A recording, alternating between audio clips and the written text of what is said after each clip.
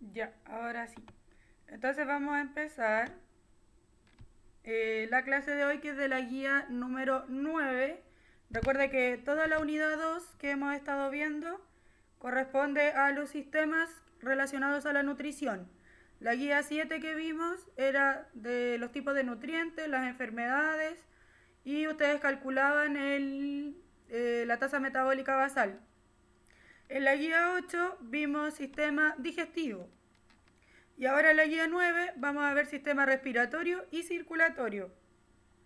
Así que como le dije, saque un cuadernito para tomar apuntes. Me avisan si se ve la pantalla, por favor, que tengo mi compu, como le digo, full lento. Sí se Sí, ve. sí se ve. Ya, muchas gracias.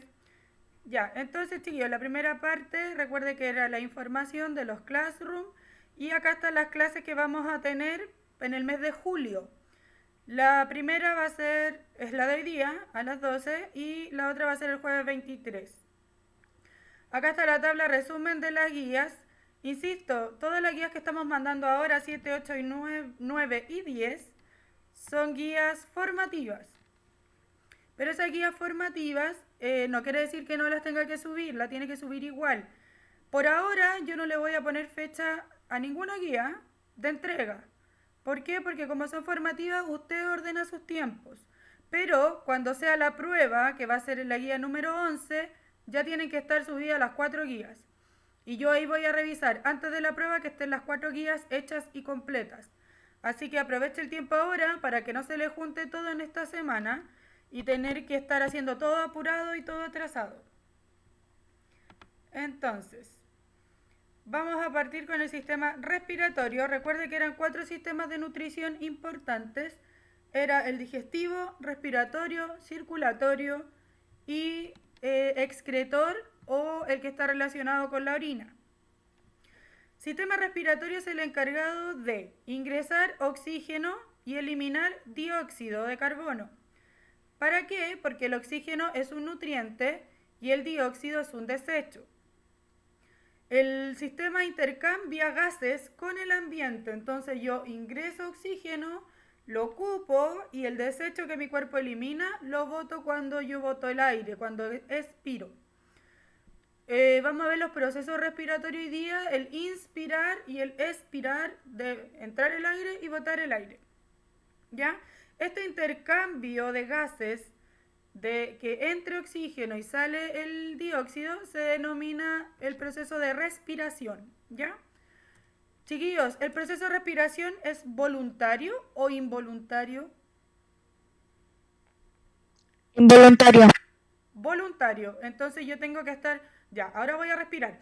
Ahora no. Ahora sí. Ahora no. ¿Es Profe, dije voluntario? involuntario. Es Involuntario. involuntario. ¿Por qué es Pero ya había dicho involuntario? Porque mi involuntario. cuerpo lo hace sin que yo le diga que lo haga. Él lo hace solito. Respira, no respira. Respira, no respira. Bota, inspira, expira. Inspira, expira. Eso es involuntario. Es más, si usted intenta taparse la nariz y dejar de respirar, el cuerpo en algún momento te va a tirar la reacción a respirar igual. Eso va a pasar sí o sí. Y eso a veces pasa cuando uno duerme.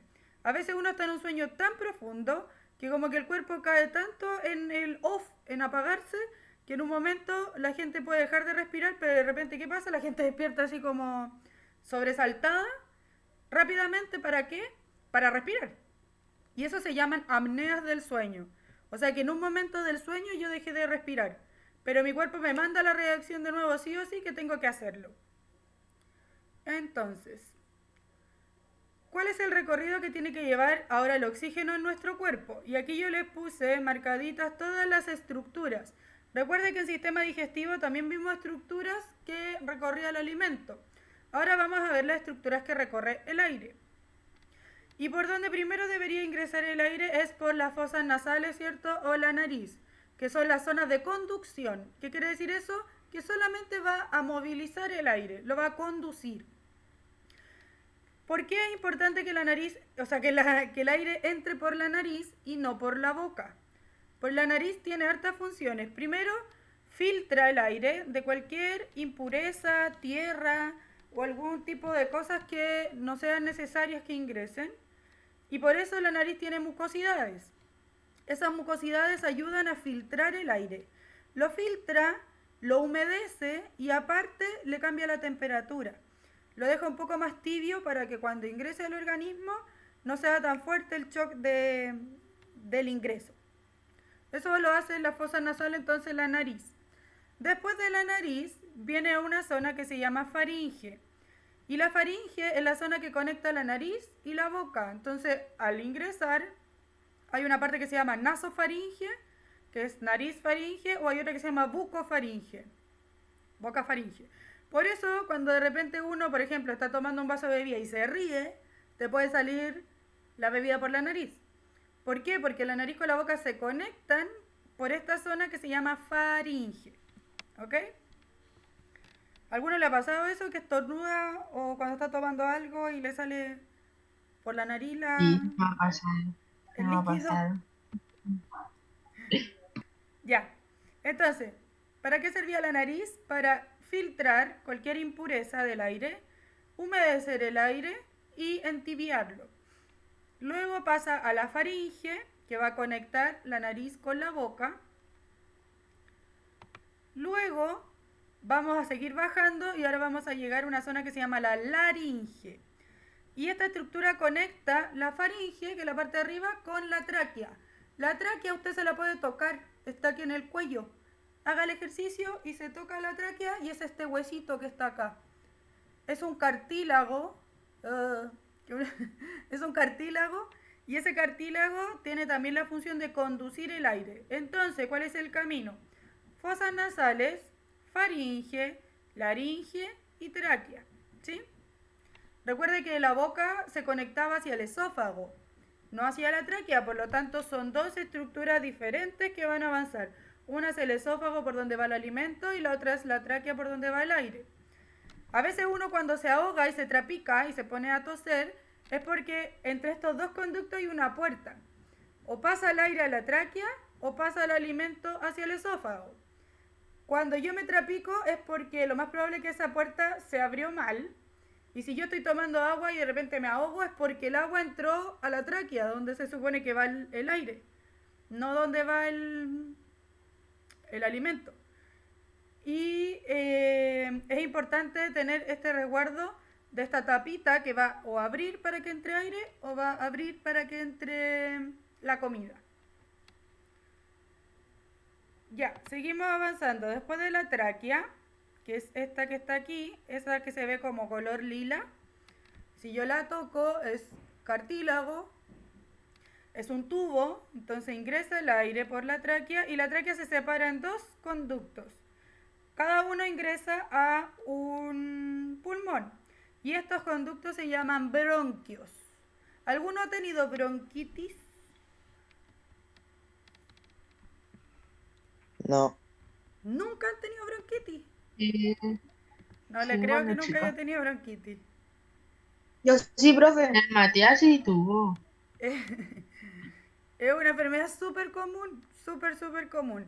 Y la bronquitis es que esta estructura que son los bronquios se inflaman por alguna infección. Por ejemplo, alguna infección de alguna bacteria.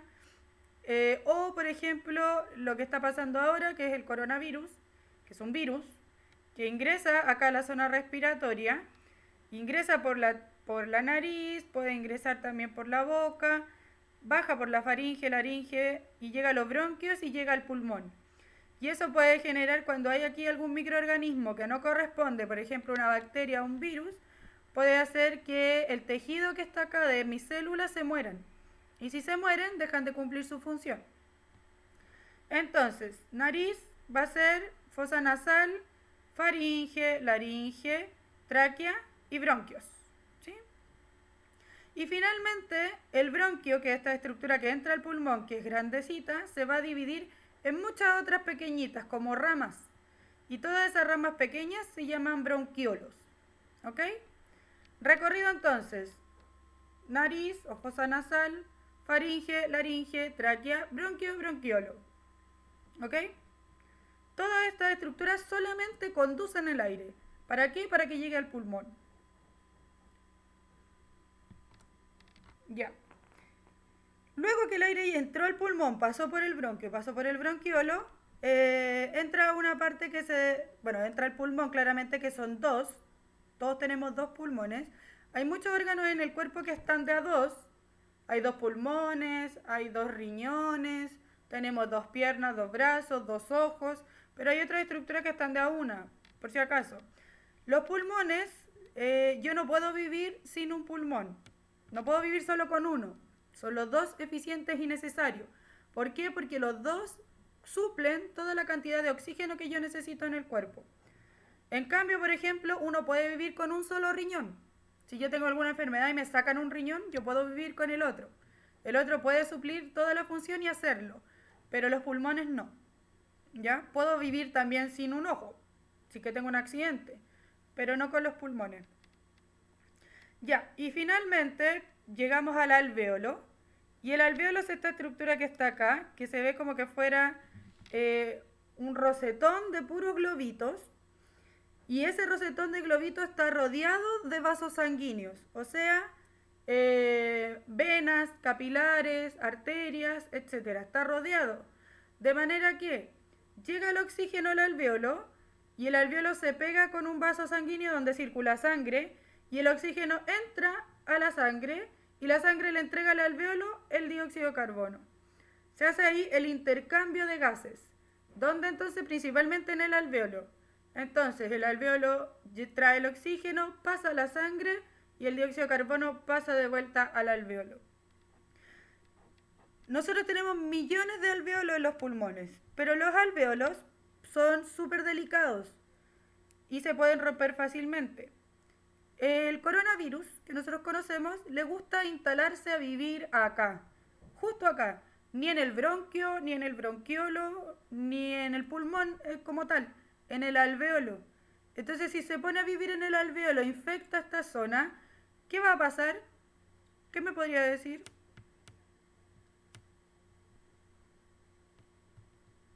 ¿Qué cree usted si se echa a perder este alvéolo?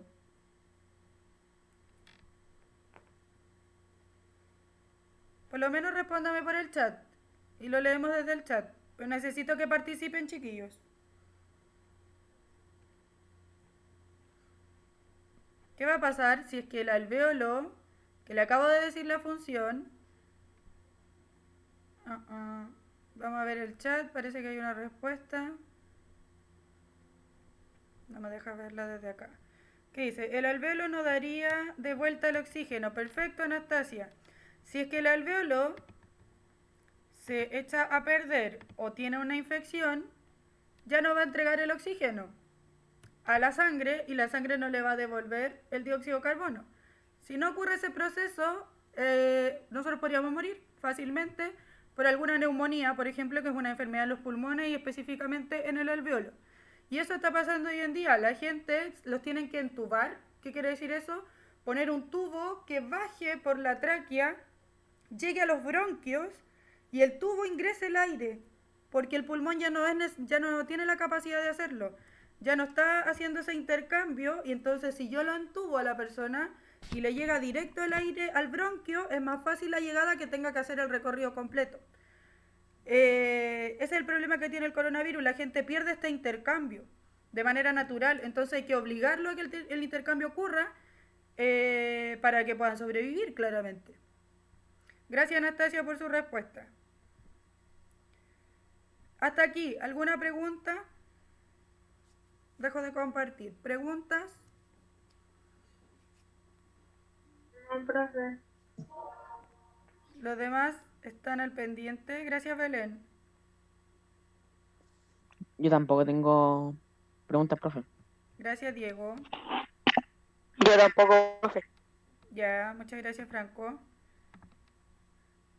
Ya, vuelvo a compartir. Entonces, hagamos un resumen. Ingresa el aire por la nariz, se entibia, se humedece y se filtra. Sigue por la faringe, baja por la laringe, llega a la tráquea, se divide en los bronquiolos y luego, en los bronquios, y los bronquios se dividen en bronquiolos. Y al final de cada una de estas ramitas del bronquiolo están los alvéolos. Y los alvéolos van a ser los encargados de intercambiar oxígeno y dióxido de carbono con la sangre. Entonces acá el sistema respiratorio se conecta directamente con sistema circulatorio. ¿Se acuerda de la clase pasada cuando vimos sistema digestivo? También se conectaba directo con circulatorio. ¿Se acuerdan qué parte se conectaba? Si yo ingreso los alimentos, pasaba por el esófago, llegaba al estómago. ¿En qué momento ocurría la conexión entre los dos sistemas?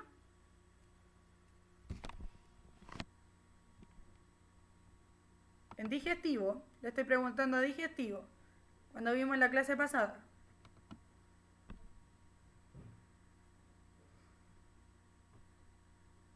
Cri, cri. Cri, cri. Por lo menos responda por el chat. ¿En qué momento pasaba esa conexión?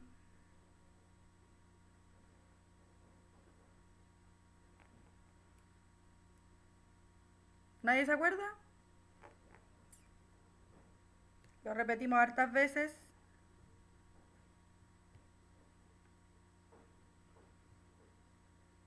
Chiquillos, necesito que participen. Si no sabe, por último dígame no sé, profe, no me acuerdo. No sé, profe. ¿Ya no se acuerda, Javi? Ya, vuelvo a repetir entonces. En digestivo, cuando vimos la clase pasada, dijimos que ingresaba el alimento y después que pasaba del estómago entraba al intestino delgado. Y el intestino delgado tiene unos pelitos que se llamaban vellosidades. Y las vellosidades absorbían el nutriente y lo pasaban ¿a quién? Al sistema circulatorio, lo pasaban a la sangre. El sistema respiratorio también se conecta con la sangre y le pasa su nutriente, si se da cuenta, el digestivo y el respiratorio entregan nutrientes al cuerpo. ¿Y a quién se lo pasan? Al circulatorio. Tienen que hacer ese intercambio porque es el circulatorio el encargado de movilizar todas las sustancias a todo el cuerpo. Si no ocurre ese paso del nutriente, claramente podemos morir. Entonces, vuelvo a repetir, digestivo y respiratorio se conectan con circulatorio. ¿Para qué? Para que el circulatorio sea el encargado de movilizar nutrientes y movilizar los desechos también. Entonces, ¿cómo ocurre el proceso respiratorio? Hay dos conceptos importantes que se los mencioné al principio, inspirar y expirar. Me quedan 10 minutos de la clase, así que si se corta,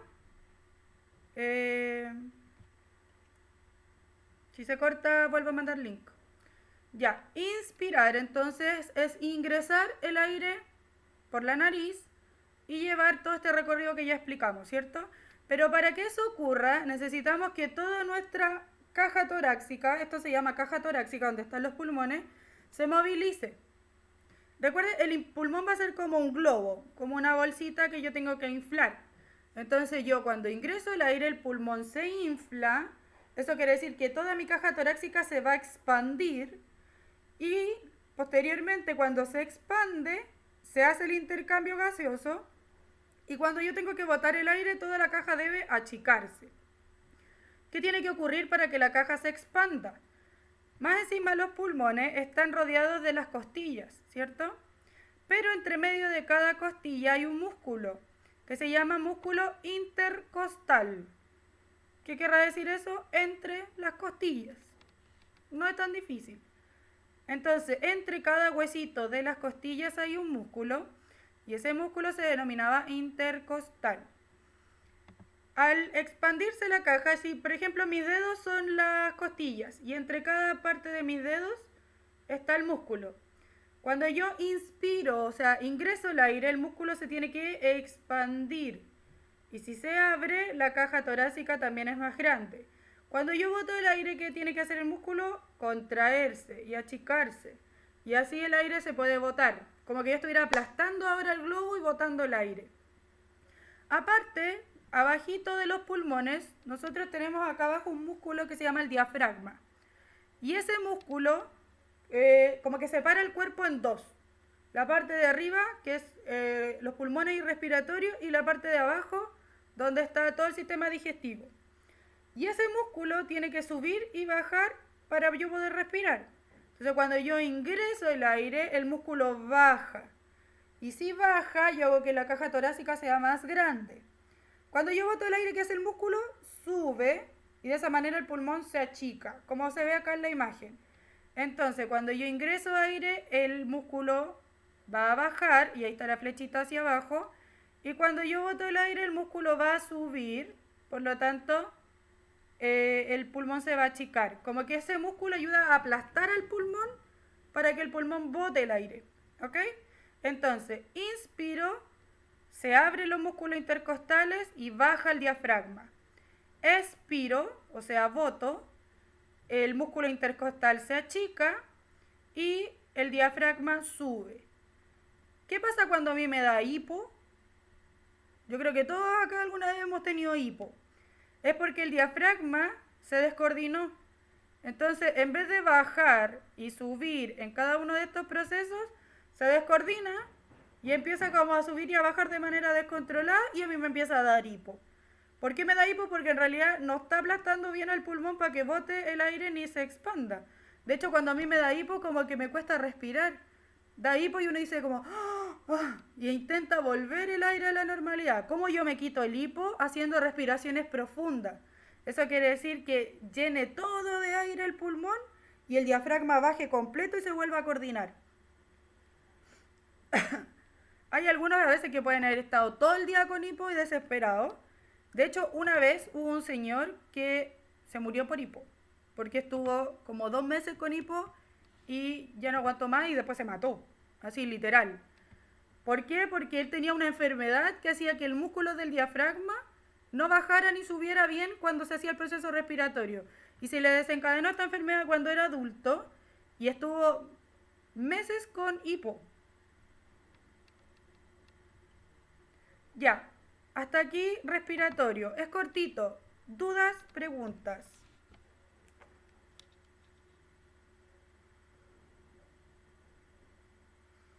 Ninguna pregunta, profe. ¿Ninguna o tengo una? No, profe, ninguna pregunta. Ya, seguro que está claro porque acabo de preguntar de digestivo, que fue la clase pasada, que también me dijeron, no, profe, no hay dudas y no pasó nada. Profe, ¿y no sirve el agua para quitarse el hipo? Ya, pero recuerda que el hipo, hipos con H, es así... Nacho. Sí puede servir, pero porque estás ayudando a coordinar de nuevo el sistema respiratorio. El hipo viene del sistema respiratorio y no del sistema digestivo.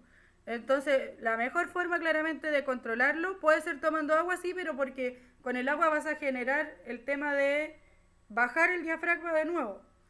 Y es importante que se haga a partir de procesos largos respiratorios. O sea, yo inspiro mucho aire y boto mucho aire. Ya, la Belén no entendió lo del diafragma. Es un músculo grandote que va a cruzar tu cuerpo, literal. De lado a lado, como que tú tienes tu cuerpo y al medio va a estar el diafragma. Y este músculo va a subir y a bajar mientras tú respiras. Baja cuando tú entras aire. Eso quiere decir que el pulmón se va a agrandar y el diafragma va a bajar. Luego, si yo boto el aire, el pulmón se tiene que achicar. ¿Y cómo se achica? Porque el diafragma sube y lo presiona. Es como que está aplastando el globito que tiene que botar el aire. Si yo aplasto ese globito, boto el aire y de esa manera el diafragma sube. Y el diafragma va a tener este movimiento constante. Baja y sube, baja y sube. ¿Y cómo lo va a hacer? Cuando yo ingreso aire baja y cuando yo boto el aire sube. Y así va a estar todo el rato en este proceso. Ojo, bajo el diafragma se encuentra todo el sistema digestivo. Ahí está el riñón, el hígado, el intestino grueso, el estómago, todo eso. Y el diafragma al medio tiene un hoyito, porque por ahí pasa el esófago para llevar la comida hacia abajo.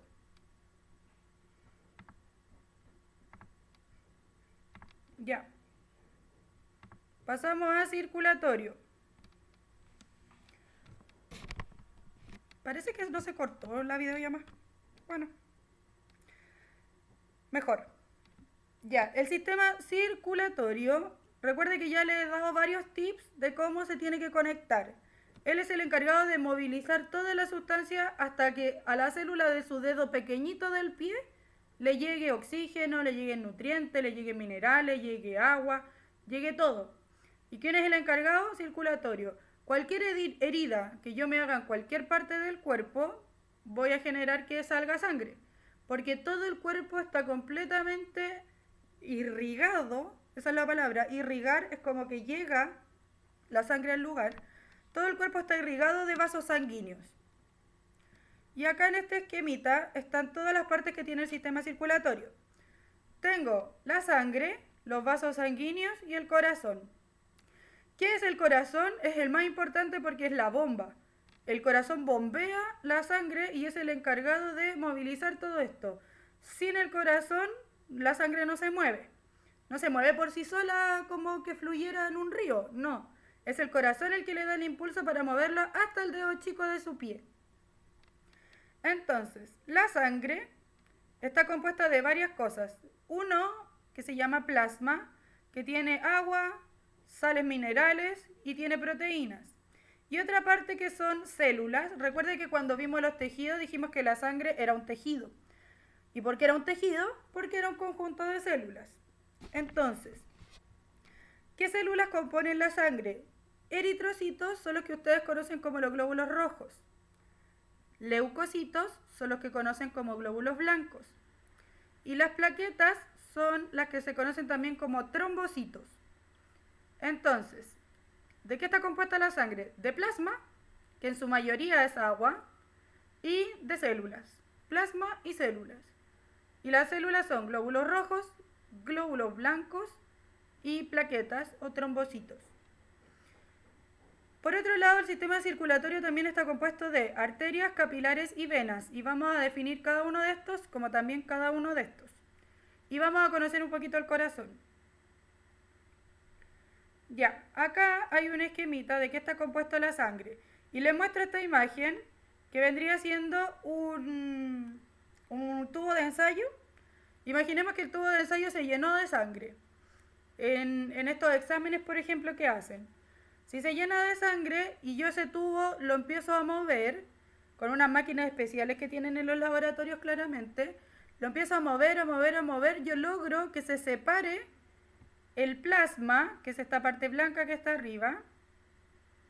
Aquí esta parte blanca es el plasma, que acuérdense que habíamos dicho que era agua, minerales y proteínas.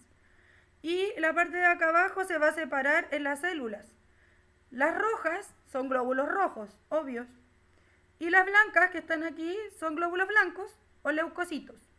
Recuerda que el glóbulo rojo también se llama eritrocito. Entonces, este mismo tubo de ensayo con sangre yo lo puedo mover y hacer que se separe en el plasma, en los glóbulos blancos y en los glóbulos rojos. ¿Por qué no se ven las plaquetas? Porque esas están como metidas entre medio de cualquier parte y no son tan visibles, no se pueden separar así de manera constante. Si acá yo tengo un vaso sanguíneo, ¿qué va a haber dentro de mi vaso sanguíneo? Glóbulos rojos, glóbulos blancos y estos pedacitos azules van a ser las plaquetas, ¿ok? ¿Cuál es la función de cada uno? El glóbulo rojo es el encargado de movilizar el oxígeno. Entonces, con lo que acabamos de ver del sistema respiratorio, cuando el sistema respiratorio llega el aire al alvéolo, el alvéolo le va a pasar el oxígeno a la sangre, pero ¿a quién se lo pasa exclusivamente? No a cualquier parte, se lo pasa a un glóbulo rojo. Y el glóbulo rojo es el encargado después de llevarse el oxígeno por todo el cuerpo. Y así le va pasando sangre a todos los glóbulos rojos, como que se van a poner en fila y van a recibir el oxígeno cada uno de ellos, ¿ok? Y ellos lo van a movilizar en el cuerpo. Los glóbulos blancos son los encargados del sistema inmune, ellos nos van a defender. En caso de que ingrese al cuerpo, por ejemplo, una bacteria que no sea de nuestro cuerpo o un virus, los encargados de defensa son los leucocitos o glóbulos blancos. Y finalmente los trombocitos o plaquetas son las encargadas de cerrar heridas. Por ejemplo, si usted se rompió acá y necesita taponear esa herida para no desangrarse, porque yo podría desangrarme si es que no lo cierro, son las plaquetas las encargadas de formar la costra y cerrar ese espacio para que no siga saliendo la sangre. chiquillos, yo no sé si a ustedes les gusta el anime, pero hay un anime que habla de todo esto que se llama así, se los voy a escribir acá. Está en Netflix, si es que lo quieren ver. Se llama Profe, Cells si a at todo el Work. curso le ¿Ah? está gustando el anime.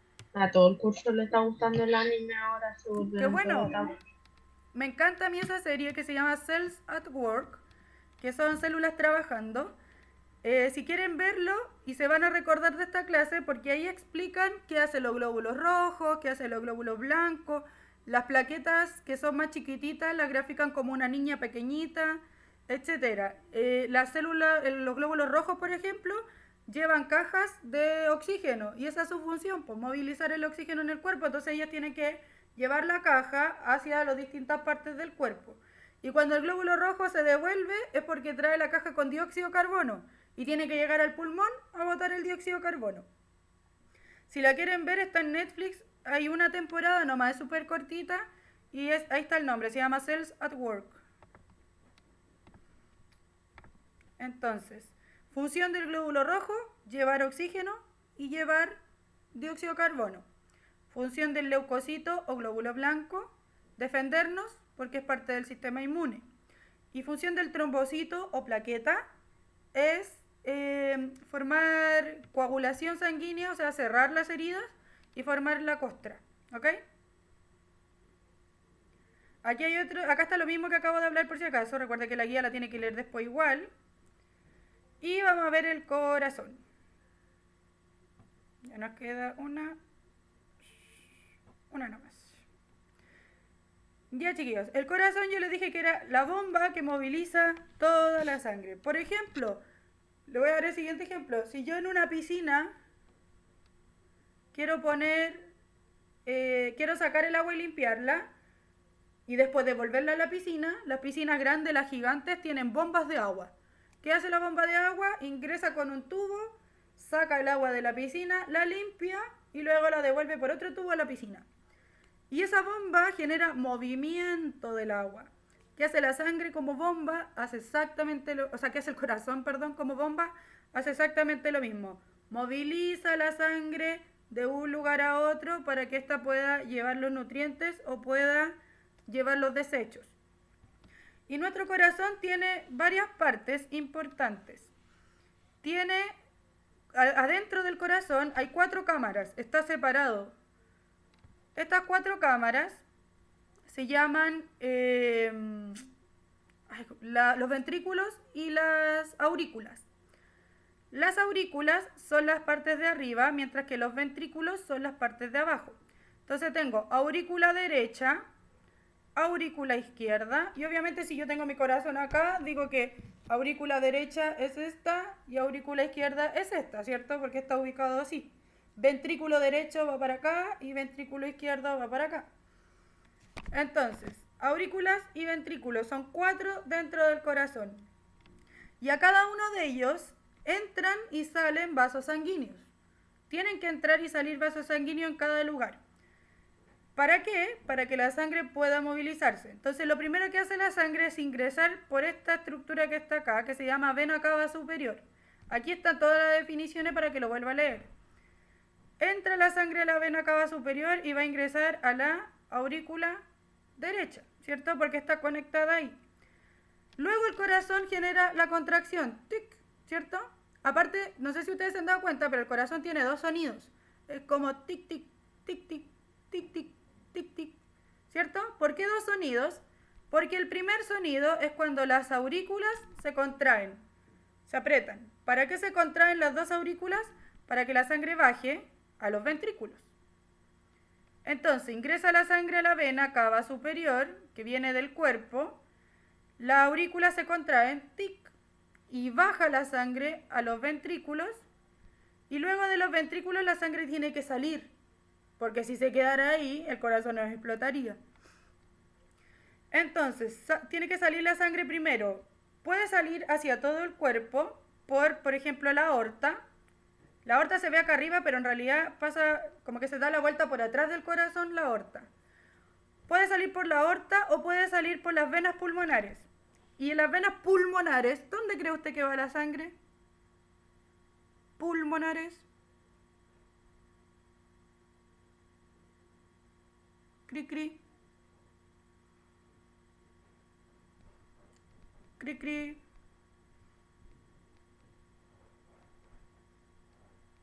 Nadie sabe dónde iría la sangre si se llama vena pulmonar. A los pulmones. A los los pulmones. Así de simple. El corazón Profe. tiene que... Dígame. Creo que no se le está grabando la clase. No, si se está grabando. Estoy grabando desde un programa desde el computador, no desde el Zoom. Ah, ya. Se tiene que dirigir al pulmón la sangre. ¿Por qué? Porque en el pulmón se tiene que limpiar y tiene que recibir el oxígeno. Entonces el corazón es el encargado de, primero por la aorta, mover hacia todo el cuerpo, o por las venas pulmonares, mover hacia el pulmón. ¿Ok? Entonces, ingresa la sangre a la aurícula derecha, se genera la contracción, el primer sonido del corazón, que es tic. Baja la sangre a la ventrículo derecho y cuando yo genero el segundo movimiento, tic, la segunda contracción, la sangre va a salir por aquí, que se llama arteria pulmonar. Y esta se va a dirigir hacia el pulmón. Lo mismo que las venas. La arteria y las venas movilizan sangre desde el corazón hacia el pulmón y del pulmón hacia el corazón. Y cuando se tiene que mover la sangre a todo el cuerpo, se moviliza por la aorta. Chiquillos, es como enredado. Yo sé que es enredado, pero es importante que ustedes entiendan que ese movimiento tiene que ser súper coordinado, porque si se descoordina una sola cosa, ya perdimos. ¿Qué pasa, por ejemplo, cuando ocurren los infartos al corazón? Es que alguna de estas estructuras del corazón, algún tejido, se muere. Y si el tejido se muere, deja de contraerse. Y si deja de contraerse, deja de movilizar la sangre. Entonces, todo este recorrido que tiene que mover, ingresar la sangre al corazón, apretarse el corazón, bajar, apretarse de nuevo y moverlo hacia el resto del cuerpo, tiene que ser sumamente coordinado. Si usted presta atención a su cuerpo e intenta escuchar o sentir con la mano los latidos del corazón, se va a dar cuenta que son dos. No es uno solamente la contracción, son dos. Y la primera contracción es de las aurículas y la segunda contracción es de los ventrículos.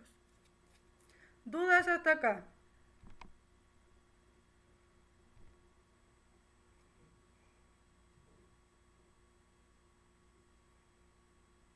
¿Dudas?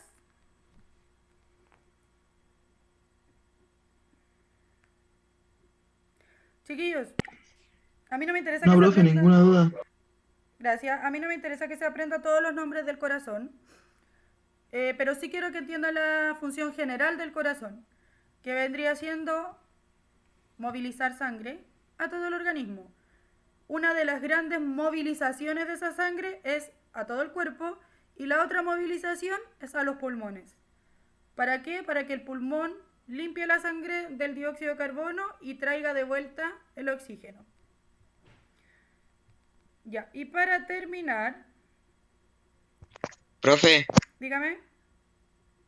cuando a uno ya no le funciona el corazón y pueden hacerle un trasplante o ponerle un corazón artificial, ¿cómo sería? Ya, qué buena tu pregunta. Cuando se hace un trasplante, yo tengo que desconectar el corazón de todos estos vasos sanguíneos. Tengo que cortar la aorta, tengo que cortar las venas cava, tengo que cortar las arterias pulmonares. ¿Para qué? Para cortar todo, digamos que el corazón está acá y todos los otros tubitos que salen del corazón, que son 4 también, cada uno conectado a una aurícula y a los ventrículos, tengo que desconectarlo, tengo que sacarlo desde ahí, lo saco el corazón y cuando ingreso otro corazón nuevo, tengo que ahora volver a conectar todos los vasos sanguíneos. Entonces se tiene que conectar la aorta, las venas cava, las arterias pulmonares y las venas pulmonares. De esa manera, si lo vuelvo a conectar, ahora la sangre va a volver a fluir a ese lugar. ¿Qué pasa cuando se hacen estas operaciones de corazón? Estas operaciones duran horas, así pueden durar hasta como 20 horas una operación al corazón de ese tipo que tú mencionas. ¿Por qué? Porque es súper delicado todo este tejido y hay que conectarlo de manera que quede perfecta.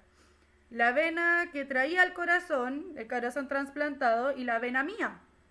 Y de esa manera ahí se tiene que coser, es literal, se tiene que coser para que esto quede enganchado de nuevo y de esa manera pueda volver a surgir y a filtrar a movilizar la sangre. ¿Qué pasa, por ejemplo, si les doy el siguiente ejemplo, si tengo una manguera en la casa que la manguera se me rompió en un ladito? ¿qué hace las mamás o los papás? La pegan con alguna cinta o algo así para que ahora no se salga el agua de la manguera. Pues si se sale el agua ya no sale con la misma presión para yo poder regar. Acá pasa lo mismo, si queda un ladito abierto de esa vena, se va a salir la sangre y ya no se va a movilizar hacia donde yo necesito. Entonces es súper complejo porque para poder sacar el corazón yo tengo que desconectar 4 vasos sanguíneos que son los más importantes del cuerpo porque son los que mueven más sangre. Las venas cavas, las arterias y las venas pulmonares y la aorta. Y por si acaso ahí están los nombres de todos. Ya, para finalizar tenemos esto. ¿Qué son las arterias? Porque yo les he hablado de arterias, de venas y de capilares. Las arterias son las encargadas de llevar la sangre desde el corazón a todo el cuerpo. Como por ejemplo la que le nombré recién, la arteria aorta. Esa es la más grande del cuerpo junto con la que pasa por el músculo, por acá por la pierna, que es la arteria femoral, que es una de las más gruesas porque mueve mucha sangre. Una persona que tenga un daño en la arteria femoral, que es del muslo, puede tener muerte inmediata por desangrarse porque es por donde más circula sangre. Y esa arteria se conecta directo con la aorta del corazón. Y ella es la encargada de llevar la sangre que tiene mucho oxígeno, o sea, la sangre rica en oxígeno. Mientras que las venas hacen todo lo contrario. Las venas no son tan grandotas, son más pequeñas, pero las venas traen de vuelta la sangre al corazón con la sangre que ya está como entre comillas sucia, o sea que tiene dióxido de carbono. Y los capilares son los más pequeñitos. Las venas son grandotas, las arterias son grandotas, las venas un poco más pequeñas y las capilares ya son muy chiquititos. Si yo veo mis manos y llego a cortar, lo primero que yo voy a cortar son capilares. Si yo me corto sin querer una vena o una arteria, eso es inmediato ir a un centro médico, porque venas, arterias mueven mucha sangre. En cambio el capilar no mueve tanto, entonces si me hago un corte pequeñito y me pasé a llevar, por ejemplo, ese corte se puede cerrar rápidamente con ayuda de las plaquetas. Aparte, las arterias son las que tienen pulso. O sea, yo puedo identificar una arteria porque la arteria se siente el pulso ¿de qué? Del corazón. Porque es la que sale del corazón con sangre limpia y se mueve a todo el cuerpo.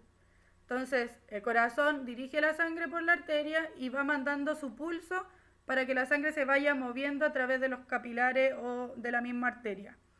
En cambio, la vena es la que viene de vuelta y las venas no tienen pulso. ¿De dónde a uno le sacan sangre siempre cuando hacen los exámenes? De las venas. Es casi imposible sacar sangre de una arteria porque son muy grandes y están como metidas más adentro del cuerpo. Las que yo puedo ver y observar en nuestro cuerpo aquí así como facilita son venas. ¿Ya? Ya, chiquillos, dudas. Yo sé que era larga la clase porque eran 2 sistemas. ¿Y por qué tuve que meter 2 sistemas en una clase? Porque nos queda solo una guía antes de la prueba. No, profe. Gracias, Javi. ¿Dudas? ¿Preguntas? No, profe. Muy difícil, mucho nombre. Más o menos, pero igual entendí. Ya, perfecto. Yo creo que lo más difícil, chiquillos, es los nombres de las partes del corazón. Porque ese recorrido, en realidad, insisto, yo no quiero que se aprenda todos los nombres. Yo quiero que usted entienda la función normal y general del corazón. No me interesa que sepa bien como por dónde va la sangre ni nada, sino que solamente la función general. El corazón mueve sangre a todo el cuerpo, que es la sangre que está con oxígeno, que está limpia, y la mueve mediante las arterias. Y mueve sangre hacia otro lado específico, que es hacia el pulmón, para poder intercambiar estos gases que me va a entregar el sistema respiratorio. Con esa función general del corazón para mí ya es suficiente. No quiero, insisto, del corazón que se aprenda todo. Pero de las otras partes sí. Los glóbulos rojos son importantes porque mueven oxígeno. Los glóbulos blancos son importantes porque son las defensas. Las plaquetas son importantes porque me ayudan a la coagulación sanguínea y de esa manera no desangrarme. Hay una enfermedad, por ejemplo, chiquillos, que se llama la hemofilia. Y la hemofilia, tengo muy pocas plaquetas. Entonces, si tengo muy pocas plaquetas, no puedo coagular la sangre Y eso podría generar que por una herida pequeñita la gente se pueda desangrar. Es una enfermedad súper compleja porque hay que tener mucho resguardo y mucho cuidado. Todos los demás, los que nosotros tenemos una herida y después se nos sana y genera una costra, ya eso es que nuestras plaquetas están bien, están normales. Pero estas personas que tienen hemofilia, es muy, muy difícil que se cierre una herida. Y ahí hay que hacer tratamiento, hay que darle medicamentos, etc. Por ejemplo, ¿qué es un moretón? ¿Alguien sabe lo que es un moretón? Cuando yo me pego muy fuerte y me queda un moretón. ¿Por qué se queda morado? Creo que se acumula la sangre como La que sangre se pone morada. como que no circula bien, porque la sangre se queda en un punto. ¿O Ya, no? se acumula sangre porque se queda en un punto. El Javi dice que la sangre se pone como morada. ¿Quién más? Es porque se queda abajo de la piel. Y se queda abajo de la piel. Pero claramente si yo tengo un golpe fuerte y me queda un moretón, es porque todos los capilares que iban circulando por ahí, toda esta red que llevaban sangre por dentro, se rompió. Y si se rompió, la sangre que iba dentro del capilar se salió. Entonces, como bien dicen ustedes, me queda entre abajo de la piel esa sangre que se salió del capilar, porque yo lo rompí. Entonces, ¿qué hace después el cuerpo? Reestructura los capilares, vuelve a generar la conexión entre los capilares y el moretón empieza a desaparecer. ¿Por qué queda como morada la sangre? Porque se empieza a descomponer y el cuerpo la empieza a absorber de a poquito y empieza a meterla de vuelta a los capilares. Eso es un moretón en realidad, es simplemente que se rompió el capilar y salió la sangre de adentro. Ya, ¿más dudas? O sea, ¿alguna duda?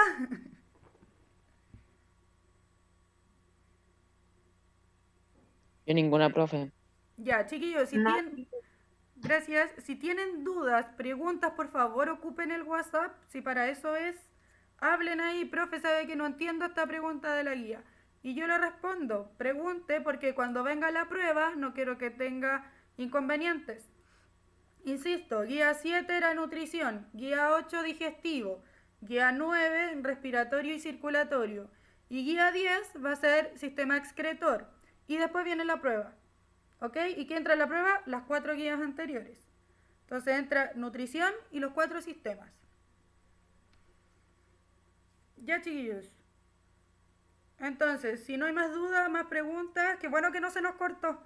Doy por finalizada la clase, voy a subir el video y se los voy a mandar el link del YouTube para que lo puedan volver a ver si tienen dudas. ¿Ok? ¿Ok? Hola, profe. Ya, entonces me despido, muchas gracias por conectarse, se conectaron 22 al final. Ahí vamos a ver qué pasó con los demás, así que cuídense, besitos. Chau, chau. Ya, chao. Oh. Chao, profe. Chao. Chao, Chao, profe. profe. Chau, chau, que estén bien. Cuídense.